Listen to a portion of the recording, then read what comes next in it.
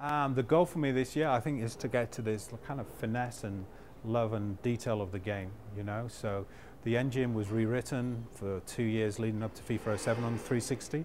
And there was a lot of things that we did well, so I think the separation of the ball physics and the player, but then a lot of it was just about foundation. So it's really taking it to this level, and if it's about maybe everything, I think that sums it up. Well, the biggest team that we're getting this year is, of course, Leeds United. So we are back on the next gen team.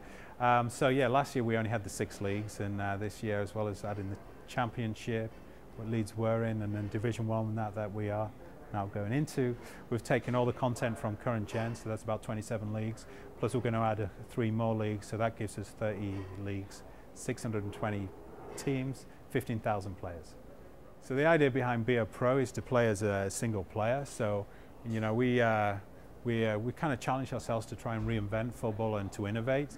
At the same time, we hear consumers, they want to do this 11v11 online, and we hear it in your reviews as well. And yeah, so this is the first step there. So you imagine, people have always played video games as the team, you know, and it's pretty much always focused as the team. And then, now we need to create challenges around being a defender. So what do you do when you're not, you know, when you're not on the ball? How do you get rewarded or penalized for not defending space, for not man marking people, or you know, rewarded for pulling someone out of space? So we've been working on all these systems on an offline mode we call Be A Pro. As well as that, there's this new camera system. So you saw the arena last year. It's taking that into gameplay. And the fundamental that's trying to do is frame you, the player, and the ball and the goal. So if you're away from the action, it'd be very, you know, far out and wide angled. But if you're running in, sprinting onto the goal, we do this kind of chase cam, or like some guys call it Gears of War cam, where it's coming in right behind the player and really kind of makes you feel like you're in their shoes.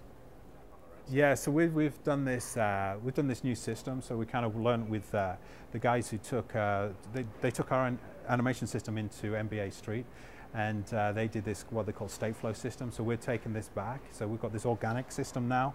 So it starts off with simple step overs and fakes, and then it builds that into a much more organic system. So you start with very simple things. You can knock the ball into space, drop in and out of the skill moves, and then do the more elaborate things like the flip-flop or the rainbow kick, and then break into a volley. So it's on current gen it was very staged because it had to finish the animation before it could go into something else.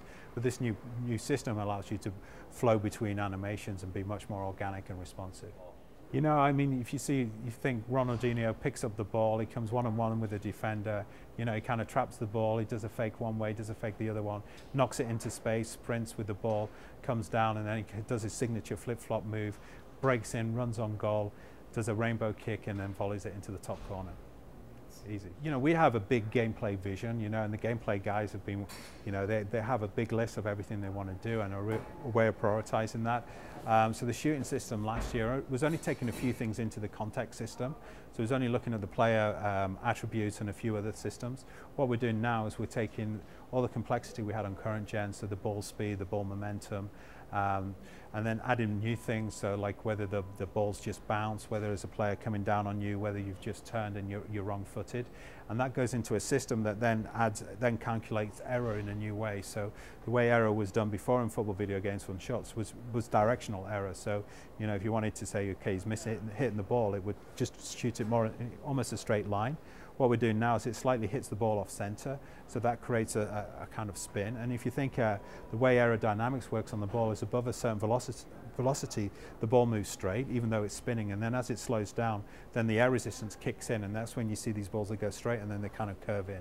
So we're working at this kind of level, and also a sort of backspin as well. So the ball hangs in the air, it's a little bit longer, and then you see these balls that just drop in. So you get all this emotion of, is the ball going to go in? You know, is it going to go in the ball? Is it going to just drop under the crossbar or not?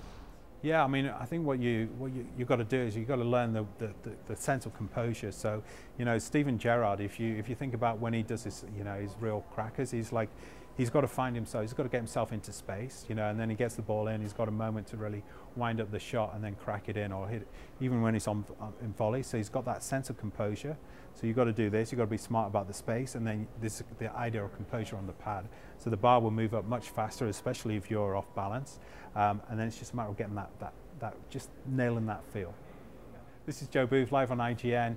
FIFA is going to be in the stores the beginning of fall on PS3 and 360.